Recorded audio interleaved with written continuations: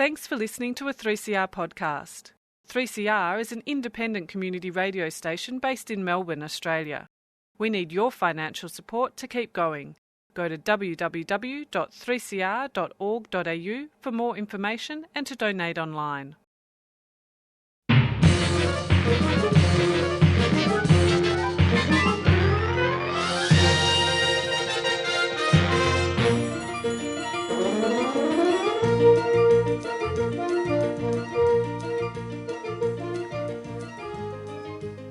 Hello!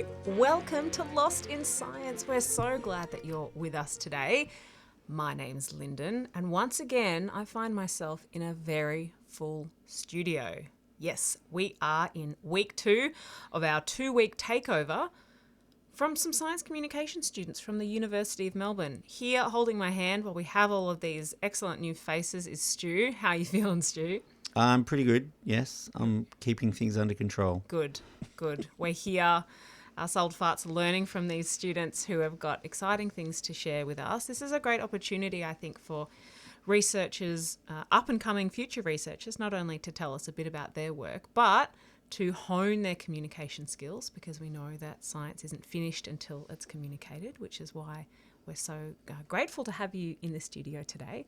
Last week we had Jess and Nikki, and this week with us we've got Carola and Lucy. Carola, hello, how are you? Hello, I'm very good. Thank you for having me here today. I'm really excited. Can you tell me what's your area of research and what are you going to be talking about today? Well, my area of research is very different from what I'm talking about today, but I'm studying corporate sustainability. So yeah, the idea is to find a way to use business and companies to make the world a better place. That's really tough, but we are trying to. just that little issue there. Okay, well then, what do you want to bring to Lost in Science today?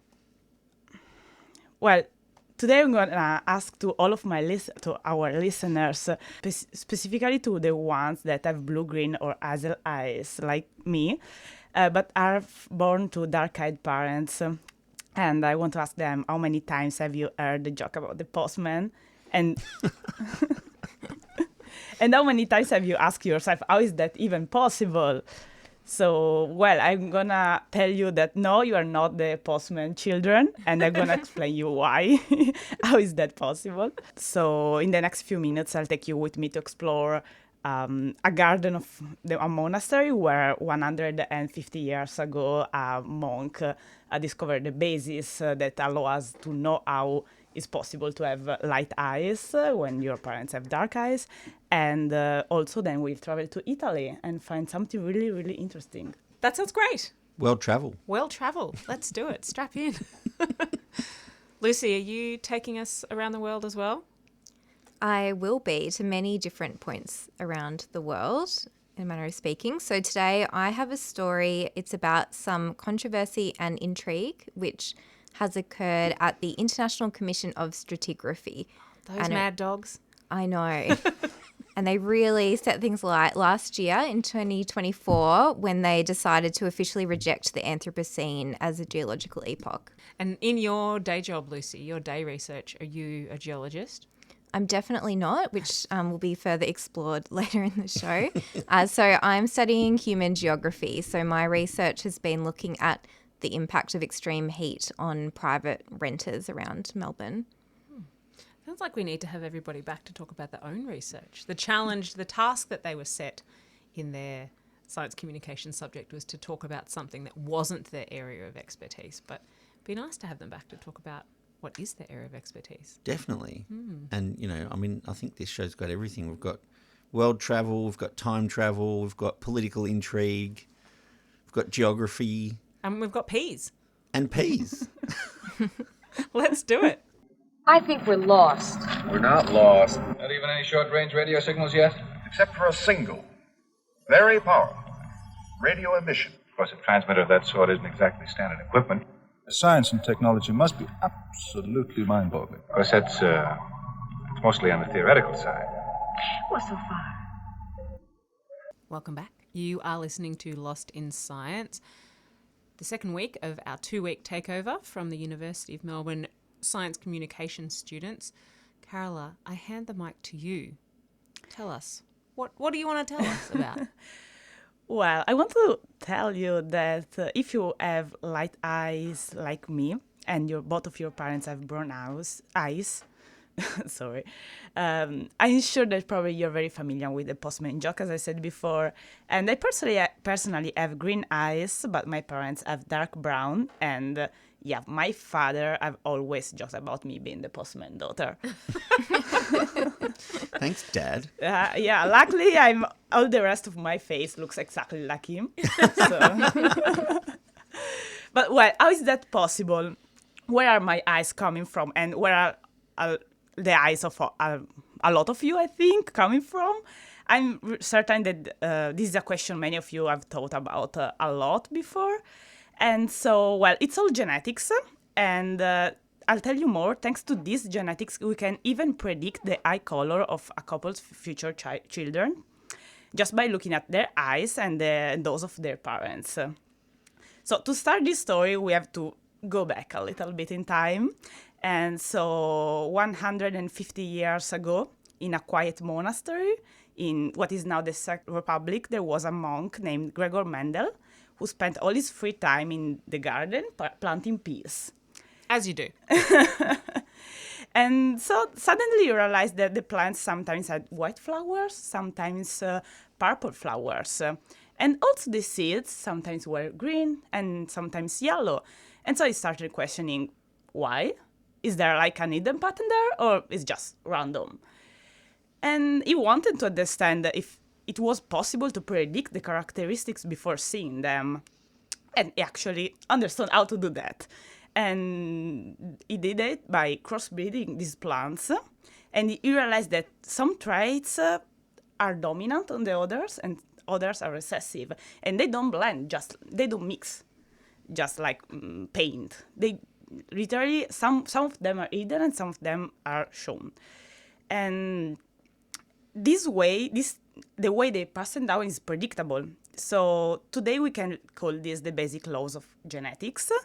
And what's even more interesting is that Mendel couldn't even know about the DNA because it hadn't been discovered yet.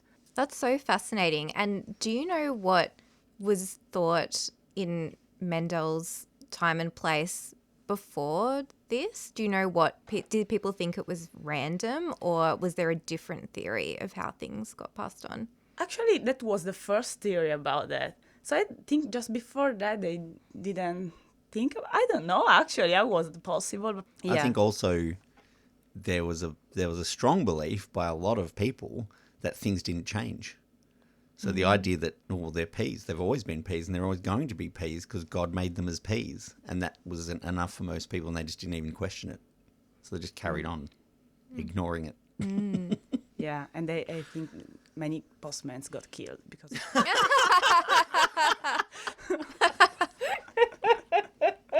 The serious side of the story.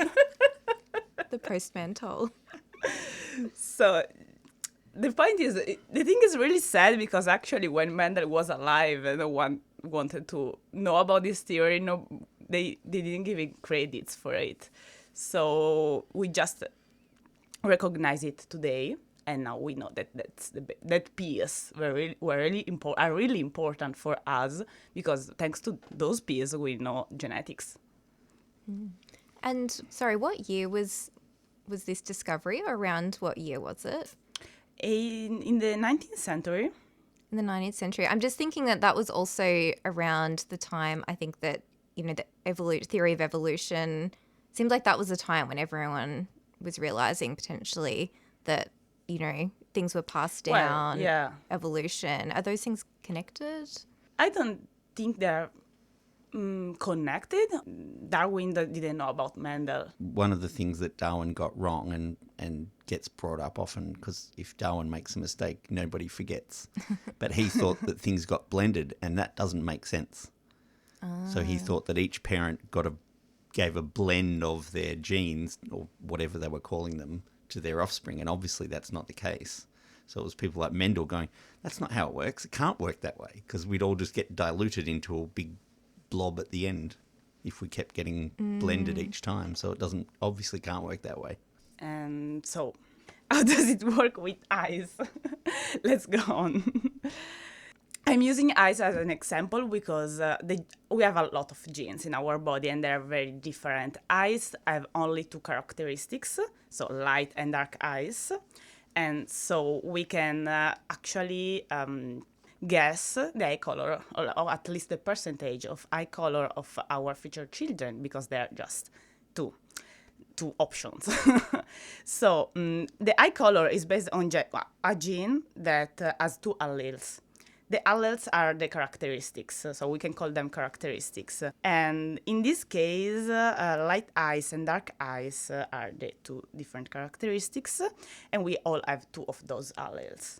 But we can only pass one to our children. So if you have like parents with the same eye color, they could pass you the same allele, or actually they could pass you different alleles. How is that possible? Because dark eyes are dominant on the light eyes.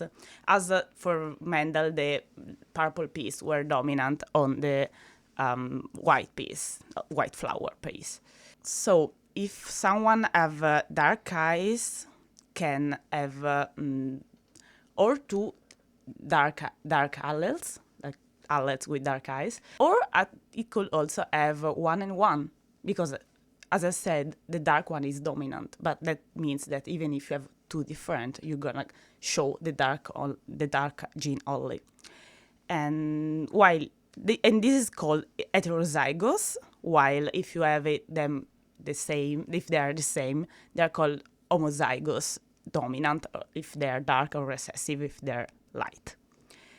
And the fun part is that if you know this information, you can easily guess someone's child future eye color, because if you see, for example me, actually I have green eyes, so I am homozygous recessive. That means that I can only pass light eye genes. So if I have a partner with dark eyes, but for example, maybe his mother has green eyes, that means there is this 75%, because, no, 50% actually, 50-50. Yeah, because if your child gets the dark allele, it doesn't matter which one of your alleles they get, because they all have dark eyes. 50-50, right?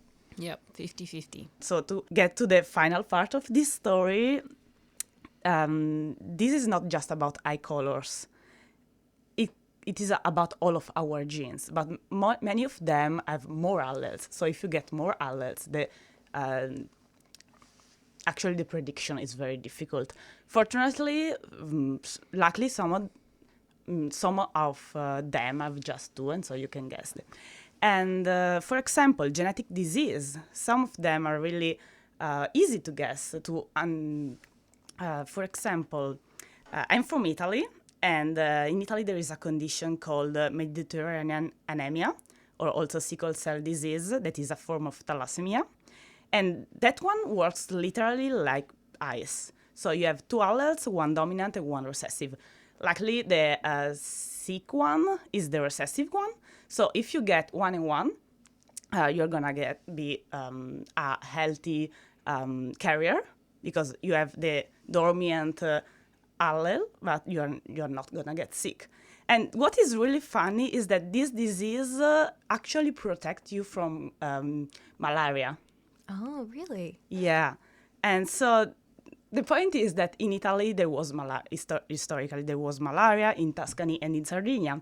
And the funny thing is that my parents are one is from Tuscany and the other one is from Sardinia. So that's literally very dangerous for this disease. And also we know that my grandma had it because her mother had malaria, and she survived it because of this disease, but because she was a healthy carrier of this disease. So we know that my grandma is an healthy carrier too. When my mom married my father, they decided to obviously get tested before having me.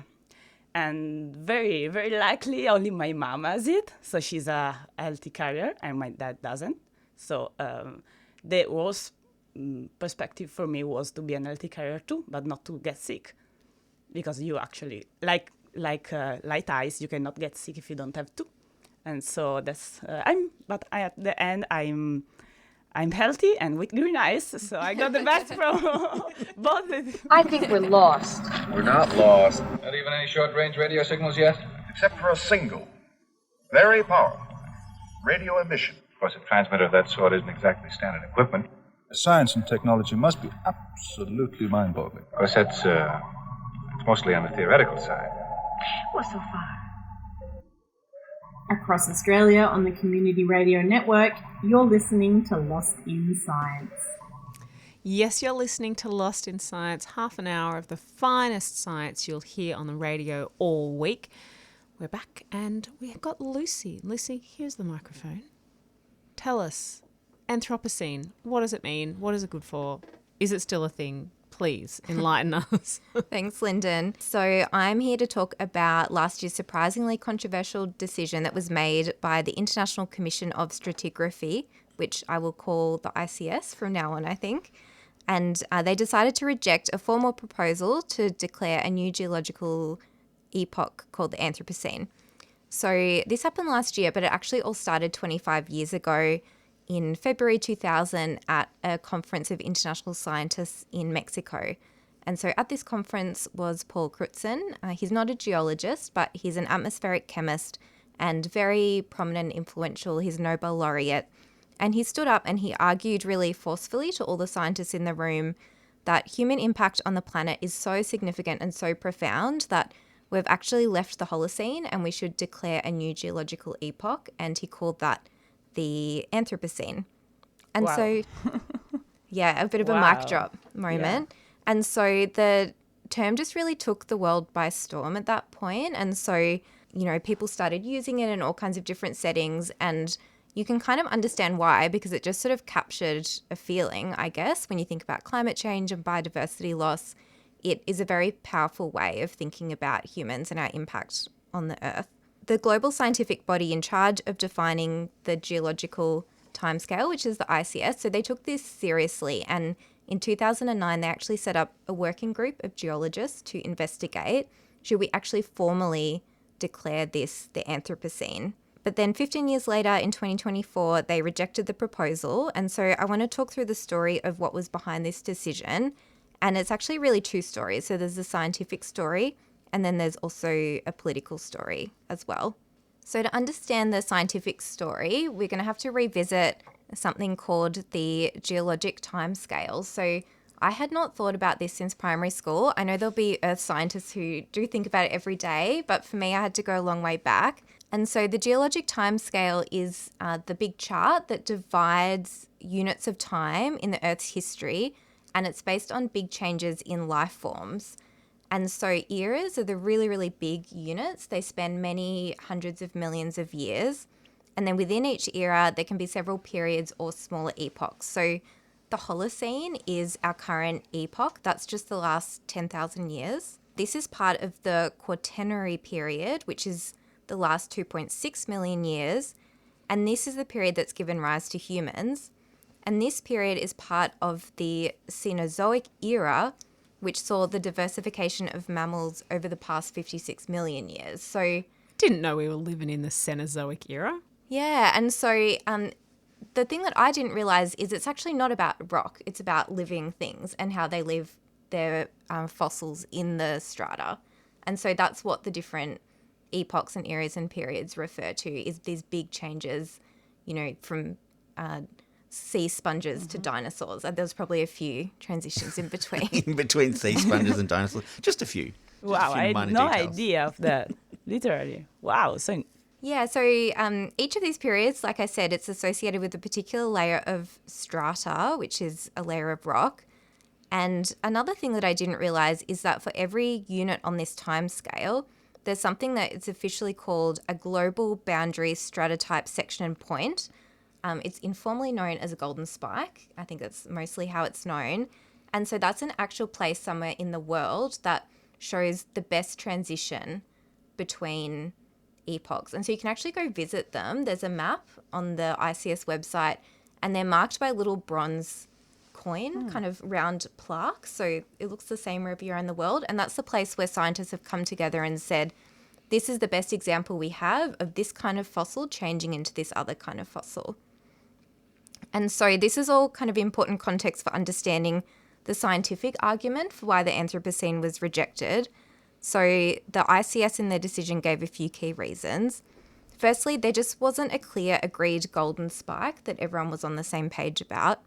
So the working group put forward radionuclides in the strata in Canada, which were from around the 1950s.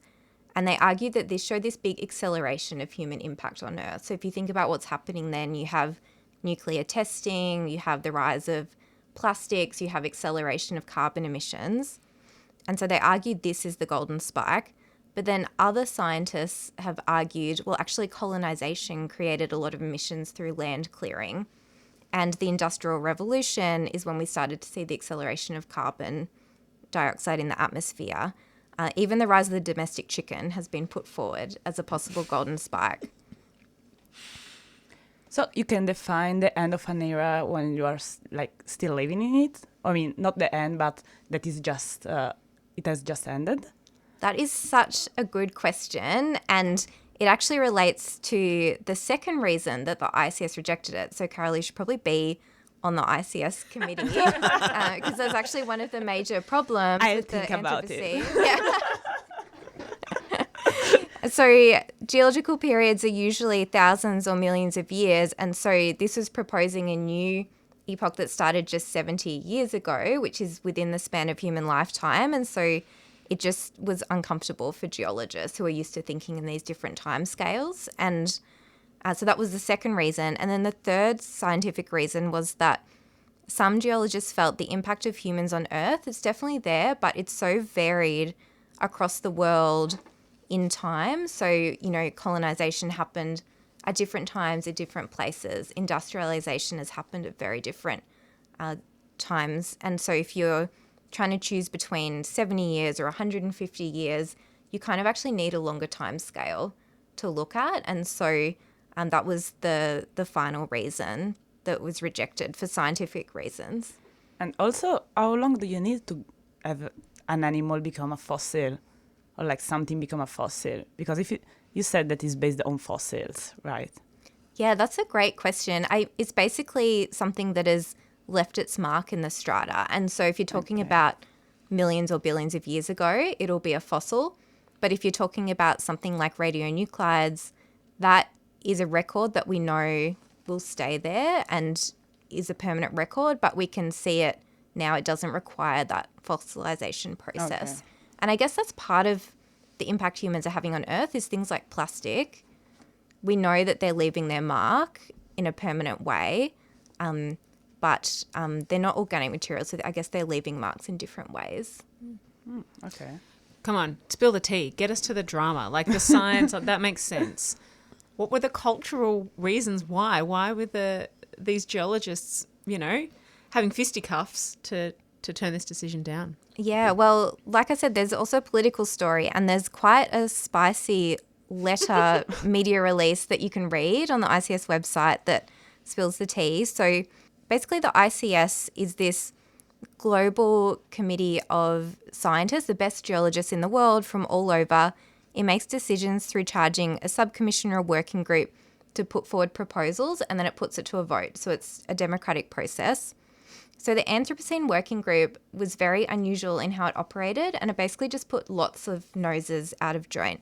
So the first reason was that the Anthropocene working group, as it went on, it expanded, and it didn't just have geologists on it. So it actually had archaeologists and even lawyers at a certain point and geographers. And so basically there was controversy because it didn't seem to the ICS like this was necessarily going to lead to the right decision in terms of the geological science. It was becoming more of a cultural phenomenon. Secondly, the working group spent a really long time developing its proposal, about 15 years. And during that time, members of the working group who were putting forward this proposal were doing lots of journal articles and conference presentations. And this meant that basically the theories were already out there before there was an opportunity for the ICS to vote on it. So normally it would be more of a closed process. There would be a vote and then you would go out and do the publicity afterwards. And so I think that also rubbed people up the wrong way. And also 15 years is a long time. And I think they say that they were getting increasingly concerned that no proposal had come to the ICS. So then after 15 years, finally the proposal came to the ICS and there was a lot of back and forth. The working group said they needed more time and there was a bit more time granted, and then it was put to a vote, and then they said there was new evidence. Eventually, basically what happened is they put it to the vote and it was rejected, 12 votes to 4 with 3 abstentions. And then members of the working group, they went on to challenge it on procedural grounds, and there was a lot of emphasis in the media release from the ICS that the integrity of the people who ran the vote should not be questioned. And essentially the controversy continues to this day. And so one thing that's really important is that although the ICS rejected the Anthropocene as a formal epoch, it said maybe we should think of it as an event. And so that would mean it's informal, it's not on the official chart, but there are large events that have radically reshaped the Earth that geologists and everyone refers to. And so they did say, although we rejected it, it will nevertheless continue to be used not only by earth and environmental scientists, but also by social scientists, politicians and economists, as well as by the public at large. It will remain an invaluable descriptor of human impact on the Earth system. And so I guess, as the ICS says, perhaps it doesn't matter. Perhaps this term is here to stay. And it does say something really important about humans and our impact on the Earth. I think it's great to hear these two stories together because they were both kind of explaining like how research ideas are developing. You think about Mendel with his peas and how people didn't really... He was discovering something before he kind of knew why it was happening. We know a lot more about it now. Whereas to hear about how the theories behind the Anthropocene played out in real time, and you can imagine similar debates happening back in the 19th century around why is this happening, why is that happening. So many thanks, both of you, for bringing such excellent stories. We can't wait to see you all again next week on Lost in Science.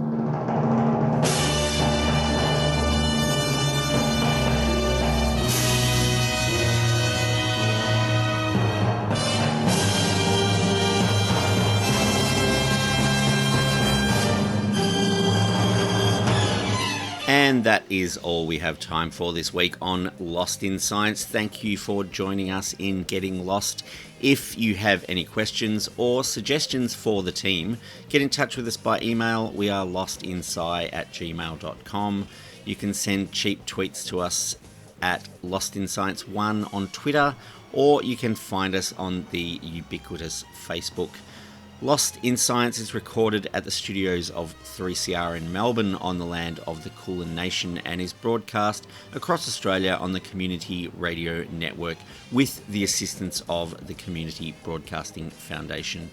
You can find a podcast version of the show on 3cr.org.au, or you can tune in the way you did this week when we return in our usual time slot to get Lost in Science!